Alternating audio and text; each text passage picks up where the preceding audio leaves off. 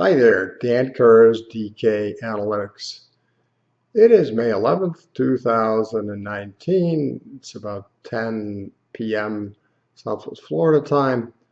A confession, I can't seem to get rid of the reflection in my glasses no matter how I arrange the lights. It probably has something to do with this beautiful shot of the cypress swamp behind me, which isn't too far away from my residence. I apologize for that. I hope you can overlook it and not hiding behind anything, needless to say. But I'd like to discuss for a while what I consider to be, and you might as well, menacing world trade winds and more. Again, it's May 11th, 2019. Before I do that, some valuation metrics that I like to go through here to frame things a bit, if you will. We've got trade-weighted U.S. dollar hanging high at 92.51. Again, a mystery to me, given the deterioration in U.S. economic fundamentals and sustained and increased foreign financing needs, and an inclination of more and more of the major trading partners not to get too attached to the dollar, if you know what I mean. We've got the U.S. 10-year Treasury that's been going up. That is, the yield's coming down. It closed at 2.47% yield. So that rally is a bit of a contradiction to stronger growth, given that the growth we have is debt-induced, not productivity-led, which has inflationary ramifications. But that I'm getting ahead of myself. The S&P 500 also very near all-time highs, despite the ill trade winds that are blowing, and more, as I hope to get into. Oil hanging pretty high at 61.70, partly due to geopolitical saber rattling in the Middle East and Venezuela, both of which geographies have substantial oil deposits. But beyond that, and oil has been going up because of an issue with supply. It's harder and harder and more expensive to extract. Yet consumption continues to grow at about 1% per annum. And that's really a supply-demand game. Gold stayed under 1,300. A lot of hanky-panky in paper gold going on, selling gold in the market without physical backing. Same thing in silver. This continues to weigh on these precious metals that, given all the turbulence that we have economically, financially, and politically, you would think that precious metals should be really getting to a much higher level, getting out into their own, but alas, they're not. And I think the reason is manipulation, which cannot sustain itself forever. That's the point. That's the opportunity.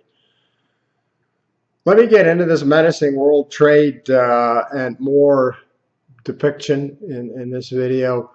To start off with, both 3-month versus prior 3-month and year over year in 3-month bites, trade volumes are dropping in a pronounced manner. And these numbers are to the end of February, more recent ones will come out May 24th, so that's about almost 2 weeks from today, so I'm going to run with these numbers, if you will. But both 3-month over 3-month and the year over year trade volume numbers for global trade are dropping in a pronounced manner. If this contraction continues, this suggests a synchronized global downturn, economic downturn, recession is in the cards. Let me show you what I am talking about by grabbing the chart that relates directly to this, or depicts it rather, and it's right here. Okay, there we go. Now I'm talking about this year over year and 3-month over 3-month, just a plummeting in global trade volume.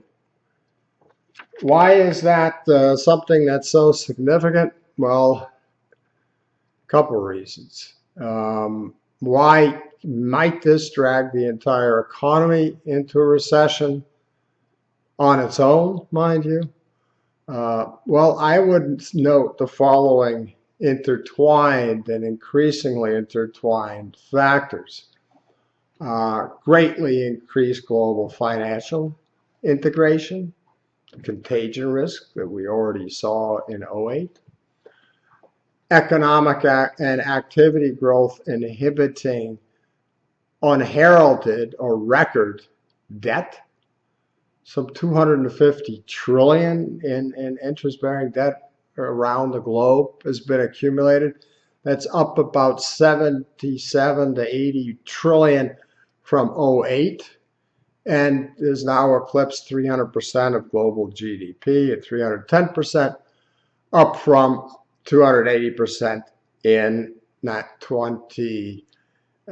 2008. Now, think of this. During the past decade, the world has added debt that's the near equivalent or rough equivalent of 1 year's global economic output, global GDP. Why else? In terms of intertwined factors, there is an extremely high over-the-counter, mainly off-balance sheet, unregulated derivatives exposure out there. And most of it is related to a bet by the big banks against rising interest rates. Right? Borrowers seek protection against rising interest rates. Big banks sell it. They take the other side of the trade. These derivatives are huge, highly leveraged. In fact, out of 544 trillion in off-balance sheet, over-the-counter derivatives, a whopping 436 trillion out of 544 trillion, according to the BIS's latest numbers, are interest rate sensitive derivatives. 85% or so, I think, is the number. 436 out of 554. This comprises huge payment inability risks if interest rates go against the banks, go up, like we saw a preview of in the last 12 months and receding since in the last 3 or 4. It's not only a huge payment inability risk, it also comprises a counterparty risk and a big bank insolvency risk if, in fact, interest rates rise in a sustained fashion, which, in my opinion, given the latent inflation and currency debasement or global debt-induced recession risks, which will be gotten out of through the printing press, all right? If one views this, it's only a matter of time before we have interest rates that are much higher than the current levels that go with a 38-year bull market in bonds, falling interest rates, rising bond prices. In short, credit and thus commerce could be severely impacted or worse, we almost saw it in '08, if bond vigilantes return and or banks don't trust each other, counterparty risks. And this could come together to ignite a bond sell-off and choking off of liquidity that could in and of itself really throw a monkey wrench into the global economy because it's all credit-based. Needless to say, another intertwined factor is the global financial repression that you know all about, I've addressed. It's the induced misallocations of capital, artificially low interest rates in a nutshell, that have fueled speculation over investment, lots of malinvestment. We have outsized government spending that's been facilitated through financial repression, huge deficits that were financed by the printing press. We have galloping redistribution to takers and third world immigrants from Main Street non-crony makers. We have regulatory insanity, and including the destructive CO2 tax hits based on fake science across the West, which have in aggregate screwed savers, eviscerated savings rate from Japan to America, from mid-teens in Japan to next to nothing to high single digits in America to next to nothing. This financial repression has also made a mockery of non-crony or Main Street property right protections. It has crowded out Main Street financing of small businesses, the linchpin of the economy, and surprise, surprise, it has pummeled secular productivity growth from Japan to Germany to the UK to the US. In addition, in staying with this intertwined story about trade and all the moving parts, there is an unequaled global supply chain integration exposure risk. Think the US aerospace industry, the 787, where the high value added, the nuts and bolts of this airplane are made overseas. Fuselage, wing sections, even engines to a substantial degree. Or think of the US auto industry, where foreign components in terms of the value added go into the 20, 30, even 40% range relatively commonly, all right? Why is this a potential risk? Because this global supply chain integration, getting all these parts, these components from all over the world to produce an end product that is assembled in one geography, in this case the United States, spells unequal production disruption risks if the global supply chain shuts down. And thus brings with it, given the huge global interconnectedness, I'll get to that, the huge global trade aspect of global GDP. And that is what is at stake. Speaking of world trade, or the sum of exports and imports of goods and services as a share of global GDP, world trade comprised 58, or nearly 58% of the world's economic activity or GDP in 2017, according to the World Bank. That's the latest full year on record. 59 years ago, world trade was but 24% of global GDP, less than a quarter of the global economy. 40 years ago, world trade comprised 36% of global GDP, or fully 38% less than today. Upshot, world output was much less intertwined 40 or 59 years ago than it is today. So a reduction in global trade, exports, imports, and exports across country borders was much less impactful on the global economy. So we had less trade implosion contagion risk. Speaking of the numbers I just showed you, let me show you a graph, and I have to admit I did a print screen of this, but I'm going to show you the nearly 58% of the globe's GDP is attributed to global trade, sales of goods and services across country borders, compared to 36% in 79 and only 24% in 1960. Let me see if I can get this into place nicely here. And again, I apologize for the weak graphic here, but there we go. This is what I'm talking about, right? Nearly 60% today. 60 years ago, down here, we were at a less than a quarter. 40 years ago, we're at about 36%. So if we get a sustained reduction in trade volume growth, like here, okay, then that by itself will push the world economy into a recession, and I would argue a market recession given all the other baggage. How could the current falling off the cliff in trade volume be exacerbated or perpetuated?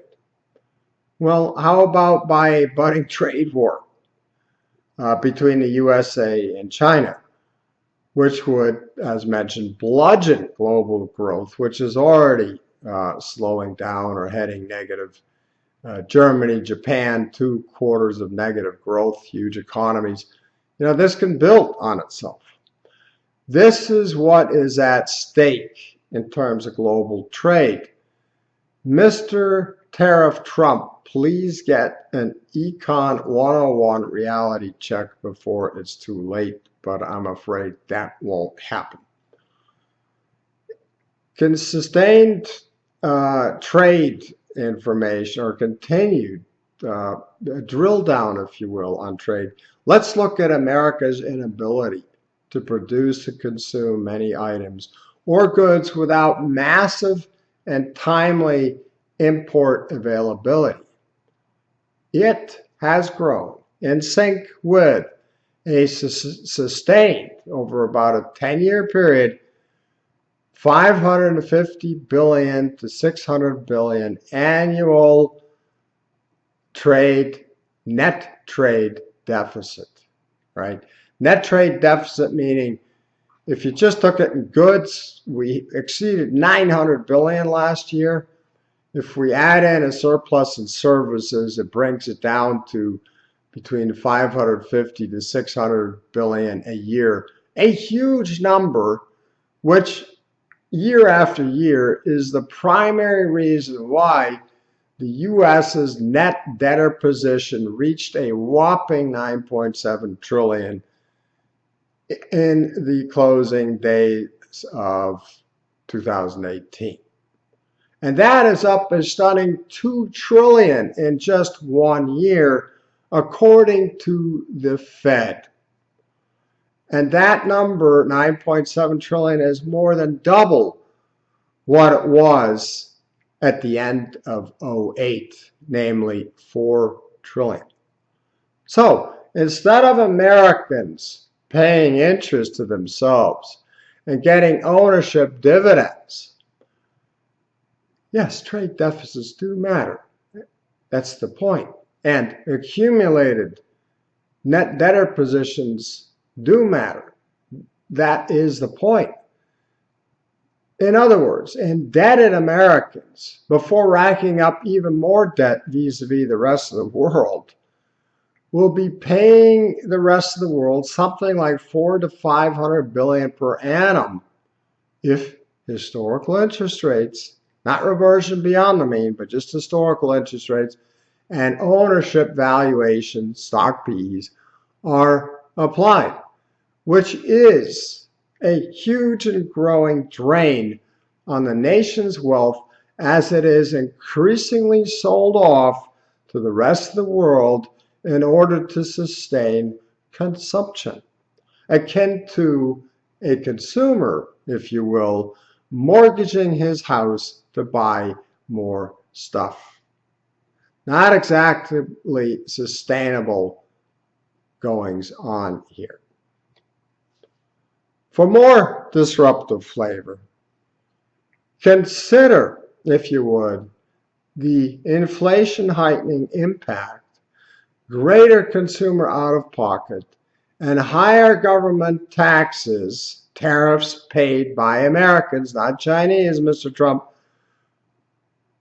Consider, with that as a background, Trump's misguided and insane trade war with China, where $200 billion of imports from the Middle Kingdom will feature a 25% import tariff, a tax paid by Americans, up from 10%, with a threat that all Chinese imports may be taxed at that punitive rate. Another $325 billion have already been targeted. U.S. consumers, as said, will end up paying the tax, not the Chinese. And the resulting U.S. industrial production output hit from this looms ever larger, given the substantial imported component parts and materials used in finished goods. By the way, I've devoted 2 posts to this, 41 and 17, both of which Zero Hedge featured. In any event, this will bring the world one step closer to an all-out trade war. The tit-for-tat stuff, the Trumpster adding or going from 10% to 25% on $200 billion and eyeing the next $325 billion.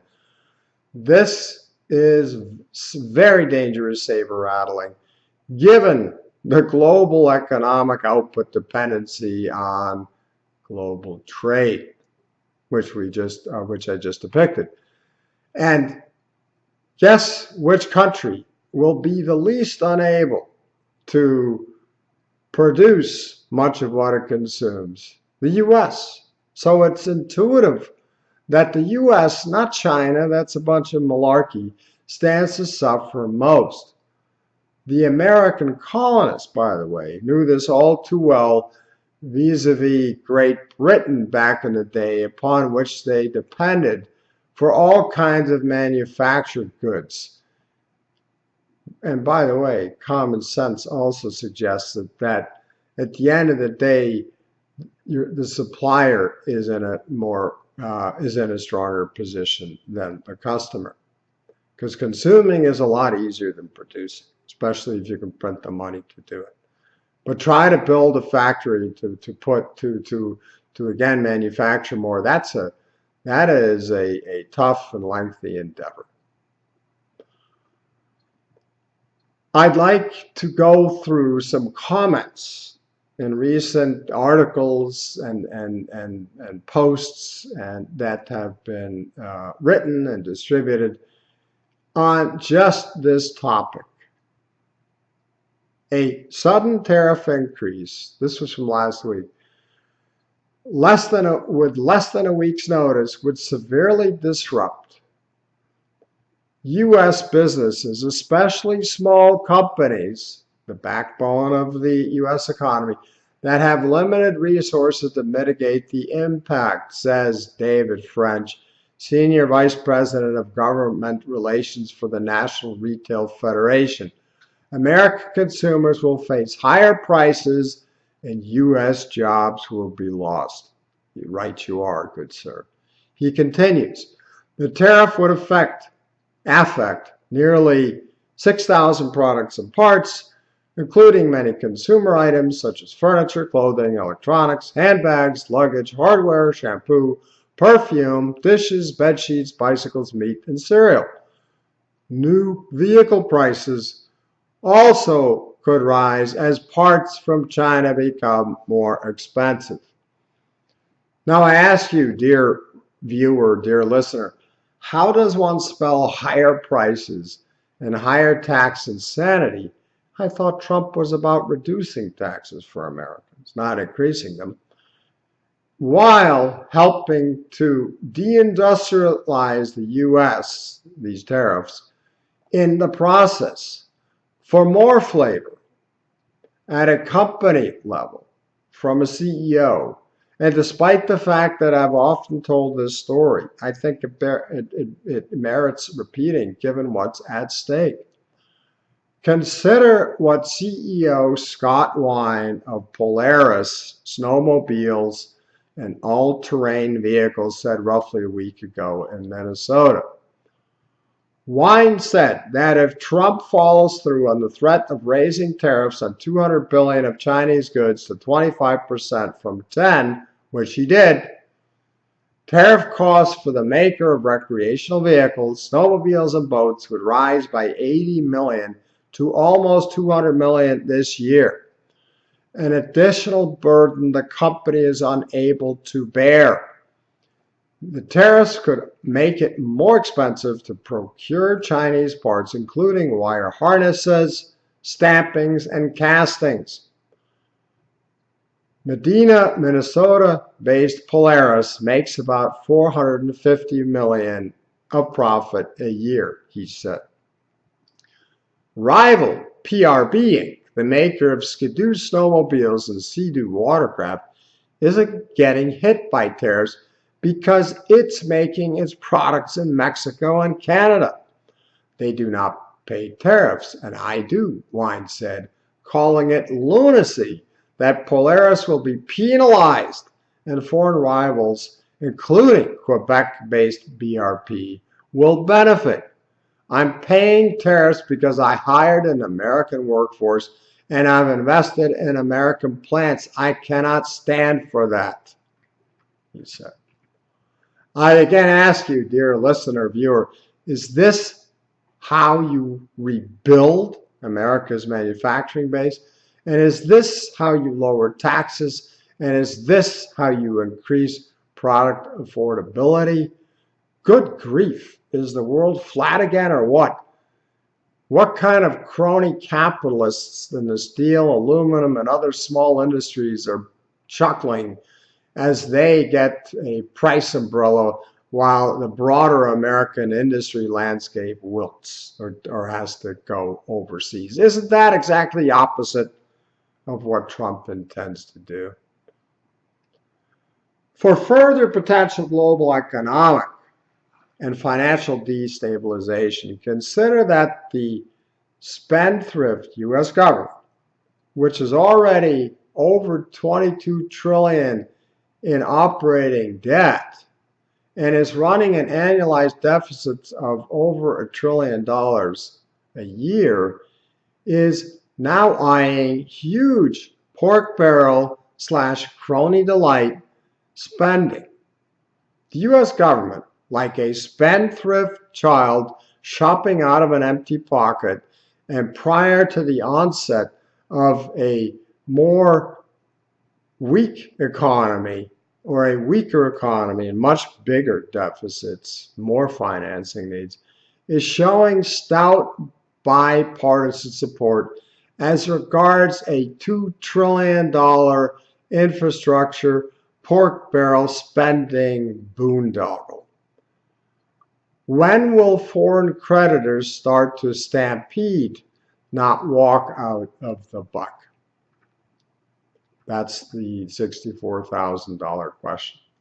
Staying on the same additional one thing feeds on the other, this whole thing is very weak, and we're looking for the straw that breaks the camel's back. And it could be any of these things, but taking out world trade or kicking the legs out from under it would certainly send everything into a downward spiral. And there's lots of other stuff, and I'm just going through some of these other things that could also do the job and set this thing into reverse gear. The U.S. federal debt, all right, despite a record monthly deficit in February, I think 230 trillion or something, and the fact that the U.S. budget has grown, the U.S. budget deficit has expanded by 38% year over year for the first 7 months of fiscal 2019, starting in October. Despite this fact, and despite the fact that the government's revenue only increased by 2%, given all the tax rate reductions, and spending grew by 8%. 8%. This is the biggest spendthrift government. the Republicans, before the bipartisan infrastructure, are beginning to make Obama and the Democrats look like savers in comparison. This is ridiculous, the prolific spending. But think of that, 8% growth in U.S. government outlays and only 2% growth in revenues, tax intake. If one looks at this, against the fact that despite these goings on, the federal debt has remained frozen for 3 months as new borrowing has not been agreed upon, which has caused the Treasury to raid cash from within the federal Leviathan to continue to pay bills, all right, including allegedly from government pension funds. Now add in the fact that the U.S. has an undocumented $21 trillion of spending that it has swept under the national security secrecy rug. Whenever things get too ugly, oh, listen, we can't tell you anything because national security is at stake. Yeah, right. I'd say national solvency is at stake. And having some kind of clean bill of health and honesty and integrity and credibility and ultimately confidence. Those are the things that are really at stake. But I'm whistling past the graveyard. These cronies don't give a rip because they're getting richer than God. All right, that's the problem. Well, all these things, I would argue, are not exactly dollar confidence inspiring stuff. That's the question. Is a plunging dollar and a new global currency devaluation round in the cards? Government bond holders, when will you get off of this merry-go-round, this royal screw-over? Before or after you throw up? Moreover, the U.S. economy is featuring growing headwinds despite the puffy Q1 19 real growth, real GDP growth tally of 3.2%. Below the surface, more unsustainable inventory build at 129 billion annual clip in Q1 19, even as the trade deficit contracted thanks to lower imports, which flattered GDP growth but pointed to a weak, tapped out consumer because a lot of the things consumers buy aren't made in the U.S., right? So that tells you quite a bit about the demand weakness, right? And when you think about a tapped out consumer and rising inventories that's been going on for quite a few quarters, this is going to contribute inevitably, sooner rather than later, to GDP growth inventory reduction headwind. With a consumer contributing over 70% of GDP, what else do you need to say? Well, actually, I would like to say something, and that is in a related comment or a related arena, and the jobs of U.S. consumers in terms of the all-important manufacturing sector or in the very large housing sector. Both those arenas, manufacturing activity and housing starts, have never recovered to 2008 levels, giving you a broad picture of how weak employment has been in higher paying jobs. Yet the inflated real GDP is up substantially past the 08 number. Inflated meaning the inflation rate is too low, so the real GDP growth rate is flatteringly high. It probably should be negative since then on average over the last 10 years. But given how inflated the tally is, the inflation rate is too low, and it doesn't capture the real underlying economic reality. And the stock market during the same time is up over twofold. Something doesn't square. And this is the point we continue to make. The valuations are trumping economics, right? Even the relatively robust new U.S. April jobs number of 263,000 and an unheard of U.S. unemployment of only 3.6% April, sounds like nirvana. The civilian labor force participation rate at 62.8% is hovering, all right, is hovering near a multi-decade low, with over 96 million working age Americans from 16 to 64. Over 96 million working age Americans were out of the workforce in April 2019, according to the most recent BLS, Bureau of Labor Statistics page or website information. How can you have a robust economy, a population of 320 or 330, if almost 100 million working age Americans are not at work? I mean, come on. Plus, remunerative, family bills paying, benefits endowed, full-time employment has remained in decline. Part-time jobs, many times you have to get 2 or 3 and you still don't have what you have in one good full-paying job. Those are up and good jobs are down. Meanwhile, auto and student loan delinquencies are rising.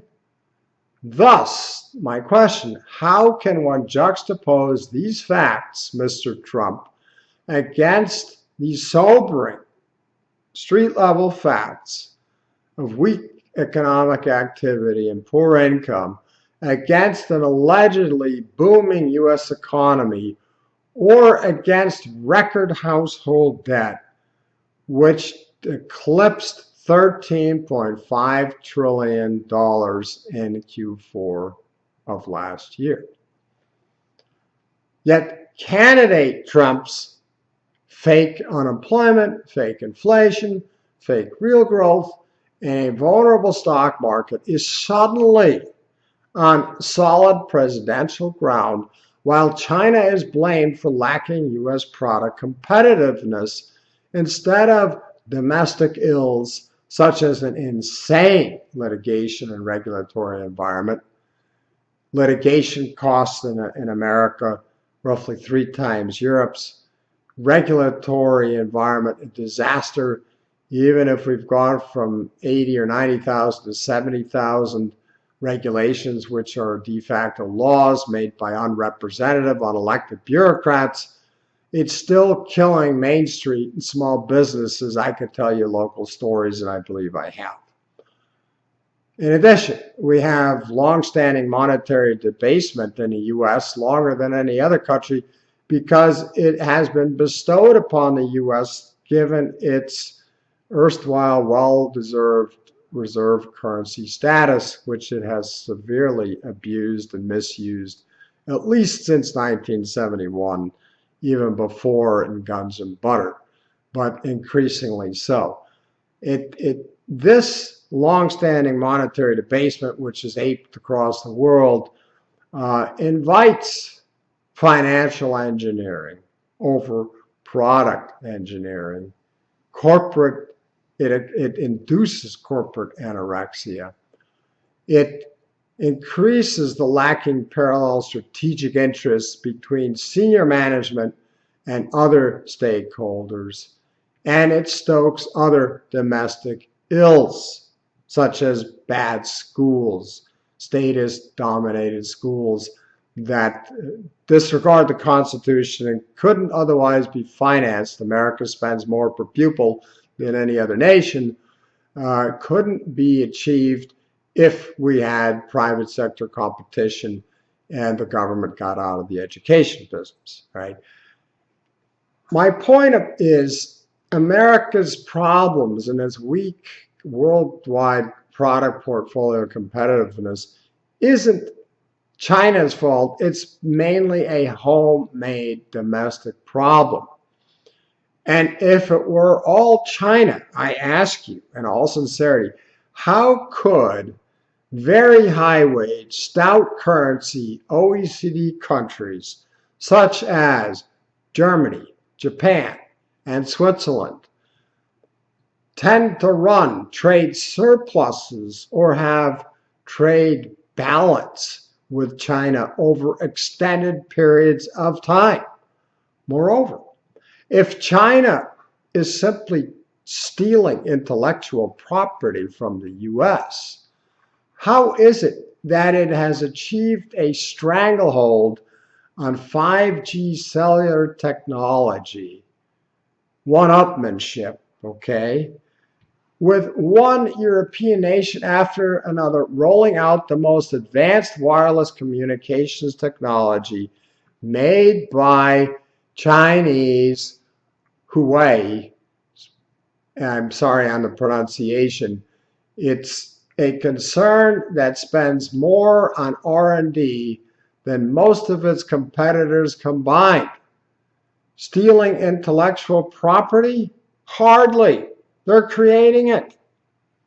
It's about China's educational focus on STEM, science, technology, engineering, and math, instead of on non-tech graduates, which the United States has long been focused on.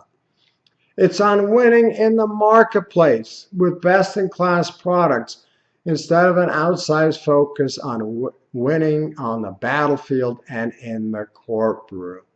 By the way, that Huawei, I think, is pronounced Wowway, all right? It's the largest telecom maker in the world. And again, I apologize if I'm mispronouncing it. But here's a recent article that states it well, in my opinion. The fact is that Huawei's equipment is years. It's from PJ Media, by the way, an excellent website, PJ Media. The fact is that Huawei's equipment is years ahead of its competitions.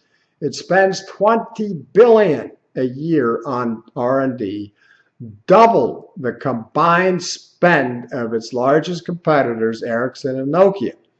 A dirty little secret is that Ericsson and Nokia make most of their hardware in China, so that if the Chinese wanted to implement backdoor spy chips, they could do so easily for the Scandinavians as for Huawei.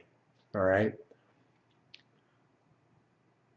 Huawei has created a snowball effect. The world's talent is lining up to work with the Chinese giant directly or indirectly because it is the dominant player. There's no intellectual property theft. They created the world's leading 5G standard. No one else comes close. When Germany buys, all right? It is the dominant player. The more talent it acquires, the more dominant it becomes. It's the Borg of the global tech business. We will assimilate you. This is Huawei. Resistance is futile. The British, the Germans, the Poles, the Italians have come with their hands up, and the Japanese are thinking about it. Again, it's China excelling and America having domestic problems. That's the rub here.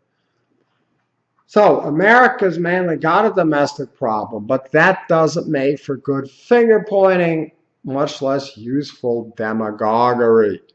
So unfortunate, because Trump, such a powerful, intelligent man, usually, has a true opportunity to address the true flies in the ointment for the strategic good of the country.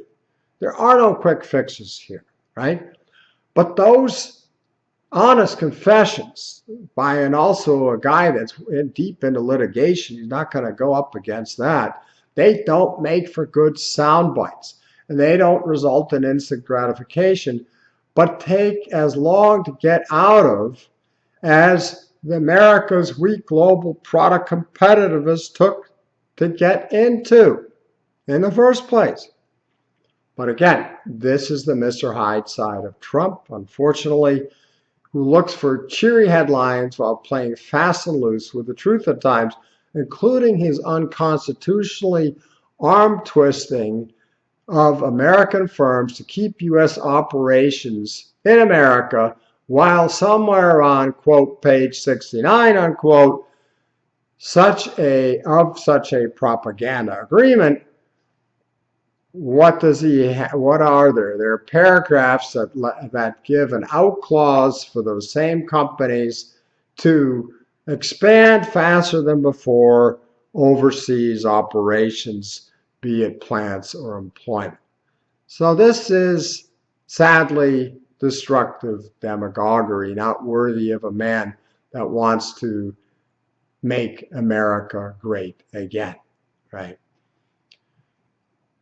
If rising trade, debt, fiscal, and economic challenges aren't enough to give you less than certainty about how rosy the future is, it increasingly appears as if the disastrous neocons, led by Secretary of State Pompeo and the ultra-destabilizing and destructive National Security Advisor John Bolton, are running Trump's foreign policy into another been there, done that, catastrophic round of aggression, military interference, and ultimately regime change from Venezuela to Iran, which threatens yet more spilled blood and treasure spent, while making a terrible mess of the invaded countries and their infrastructure, from roads to hospitals to water systems. And that doesn't even mention the devastation that this spells for the citizenry that then has to live in this destroyed infrastructure environment, usually for a long time. In the meantime, America's balance sheet goes from bad to worse. Plus, isn't Washington, D.C.'s dollar weaponization policy, as meted out via increasingly broad and frequent sanctions abusing the dollar, the weaponization of the dollar, aren't these very actions destabilizing and tyrannical enough?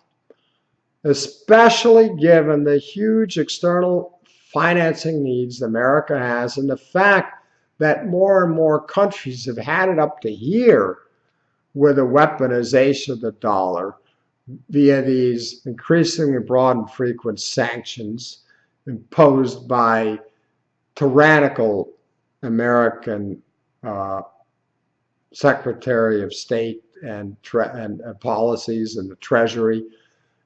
They've had enough, and they are looking to go around the dollar. So is America trying to get them to leave the dollar more quickly? How can this be constructive? Not from the U.S. perspective. When looked at and considered, if you will, in a wrap-up, from a strategic investor perspective, economics, finances, currency debasement, and politics/policies frame, in my opinion, an increasingly sour real return future with a lot of capital at risk. Yet we have globally insane government bond valuations, some $10 trillion negative yield bonds again on offer, government bonds. Despite the junk bond status of nearly all global governments. And we have an S&P trailing 12-month gap-based PE valuation of 22 times Yet we have very low quality, financially engineered buyback, debt encumbered, Standard & Poor's 500 earnings per share set to drop 50% plus in what will likely be a deep and prolonged recession, as mentioned earlier and elsewhere.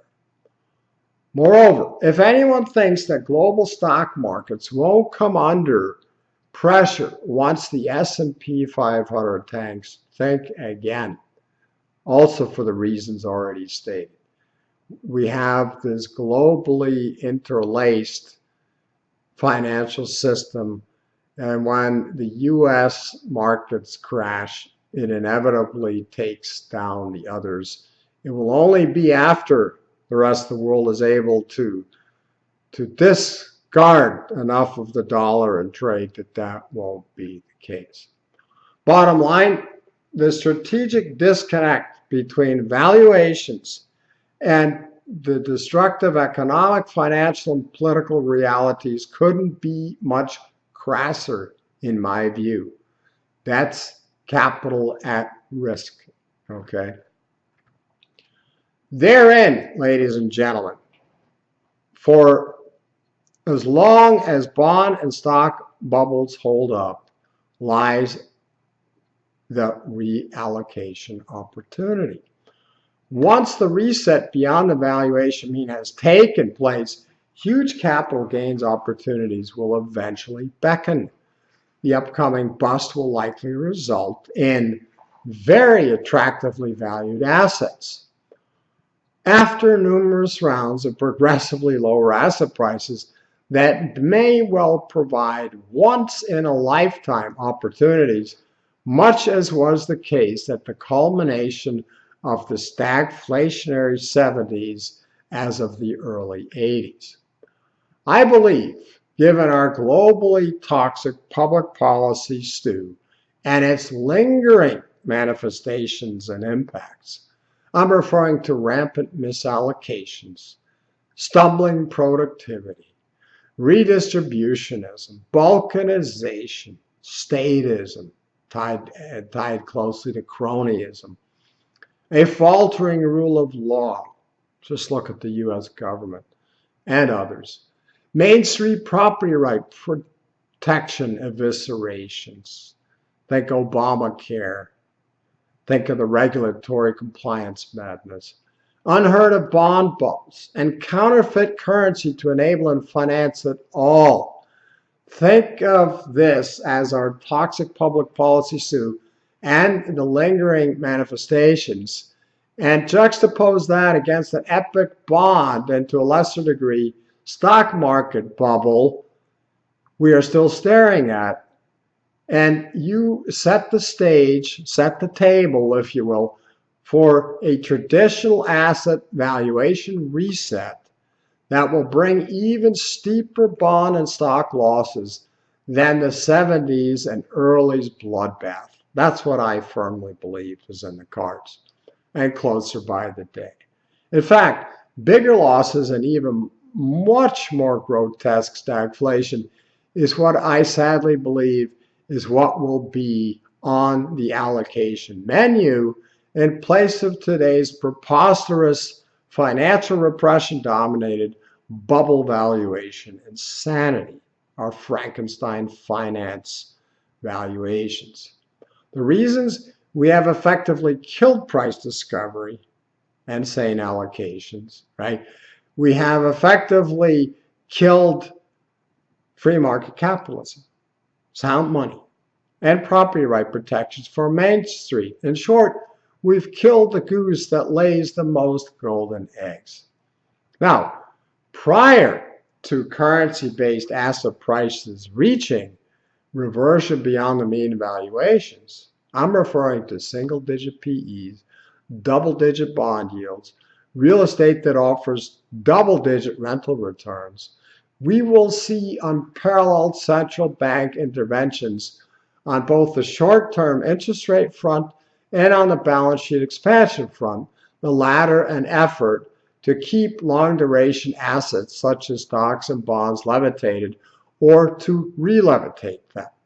For flavor, consider the Fed's about face in December and how it stopped a stock market from crashing even further, from crashing way beyond the 20% loss, from getting out of control from the perspective of bubble blowing central banks.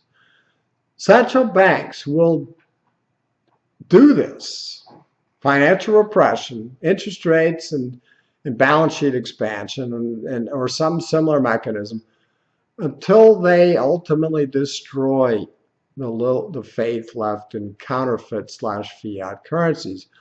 And the Keynesian/crony/statist, redistributionist, third world amnesty, globalist elite that have benefited from financial repression, from Wall Street to K Street to the seats of government at the expense of Main Street makers, will double down on Keynesianism, both the monetary and the fiscal kind, until the fake currencies this is conducted in are repudiated.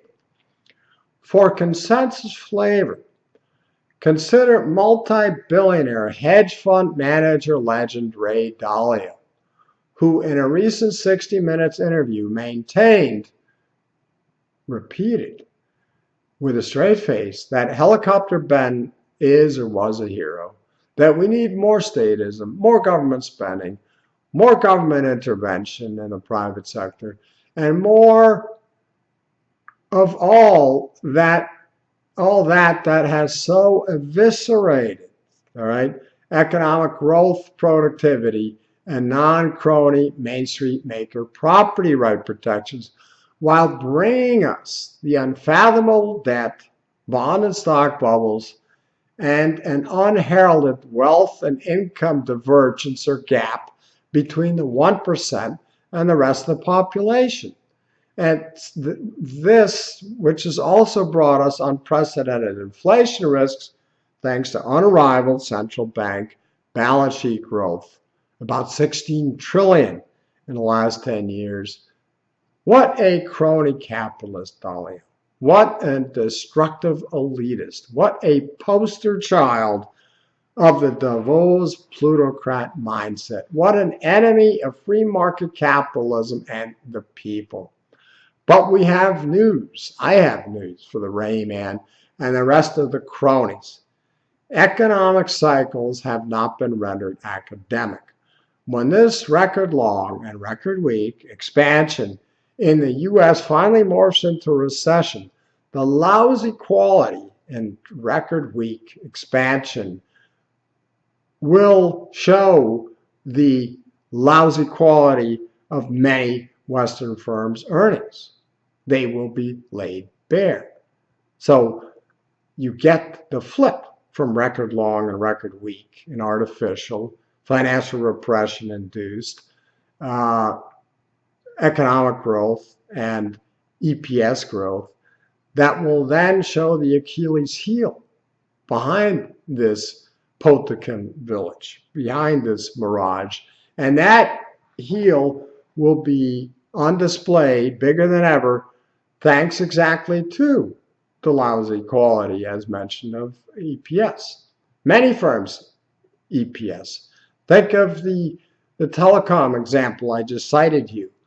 And this Japanese giant spending $20 billion annually in R&D, outstripping the spending of all the other telecom vendors of the West. This is what I'm talking about. And the grotesque misallocations and lacking purging of weak firms via economic forest fires, thanks to sustained financial repression and statism, will come home to roost in terms of lengthening and deepening economic weakness. This is especially true when considering the profound global debt load in both absolute and relative to output terms. And by the way, a bit of news. People say you could just wipe the debt clean, let's start over. Well, people forget that the debt that people owe are the creditors' assets. And if you wipe out the debt, you also wipe out the assets. And then what happens, right? So that's not a solution. That's nonsense.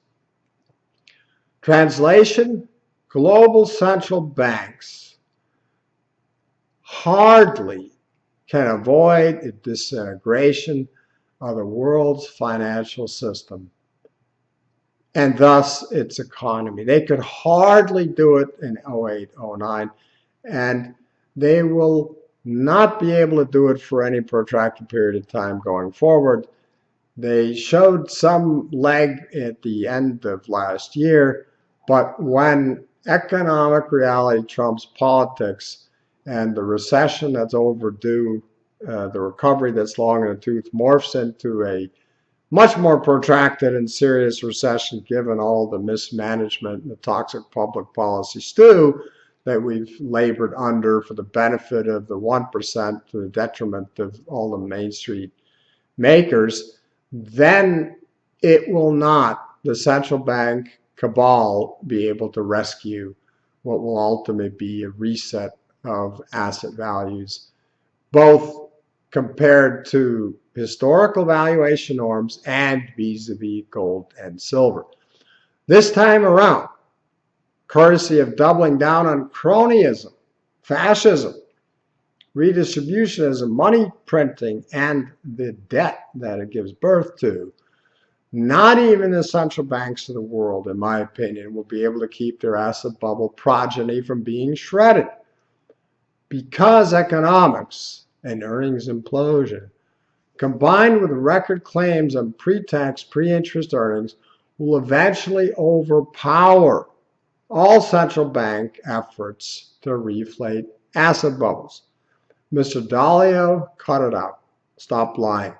And think about the future of the country and that of the West at large, instead of that of the plutocrats' offspring, the 0.01% that yours belong to. Plus, you know the numbers.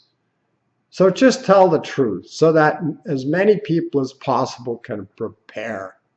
And while you're at it, regrow a conscience and revisit what you know really works for the most people and propagate it using your huge bullhorn. Common sense things such as a sound currency, price discovery, free market capitalism, property right protections, and freedom, good sir. Don't give us more Keynesian claptrap as a solution to blow bigger asset bubbles to the detriment of everybody except the 0.5%. Thanks for tuning in. I hope you got something out of this as regards your allocation thoughts. This is Dan Kurz of DK Equities, DK Analytics rather, over and out.